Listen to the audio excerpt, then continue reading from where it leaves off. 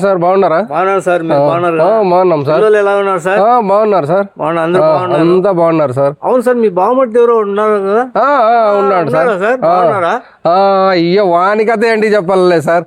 పండుకోండే వాళ్ళు లేకినా ఇంక నేను వచ్చి హాయిగా ప్రశాంతంగా ఈడన్నా ఉంటే అంత ప్రశాంతత ఉంటుందని వచ్చినా సార్. ఏం సార్ బావన 200 రూపాయలు అడుగుదాం అనుకుంటే మా బావ నాకన్నా ముందు లేచి వెళ్ళిపోయినాడు. ఎక్కడ పోయింటాడబ్బా? పార్క్ ఉందని పార్కులో ఉంటాడు. అబ్బా ముద్దులపా మరి అదిగో సార్ 100 ఏళ్ళు లాభసానికి ఇప్పుడే అనుకుంటామో లేదో అప్పుడే వచ్చేసాడు. ఉండే డబ్బులు వచ్చేసి కరెంటు బిల్లు కట్టినాను, సరుకులు తెచ్చేసిన, ఇంట్లోకి వచ్చేసిన. ఇట్లా నా దగ్గర లేవురా, పోరా ఇక్కడ.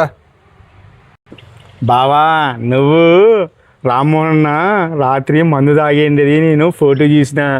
నాకు 200 లేకపోతే ఈ వీడియో పోయి అక్కకి చూపిస్తా.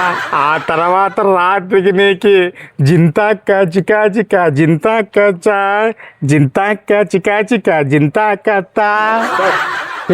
నీతో నాకు సావుకు వచ్చింది కదరా. ముందు చూస్తే గొయ్యి, వెనక చూస్తే నొయ్యి అన్నట్లా ఉంది. పట్రా ఊరికే ఆడ నువ్వు పోయేసి ఏమన్నా చేసుకోరా అక్కడ, పోరా అక్కడ. ఇప్పుడు మా బావ మంచి చాలు పోరా సార్, పోరా. ఇది నా పరిస్థితి.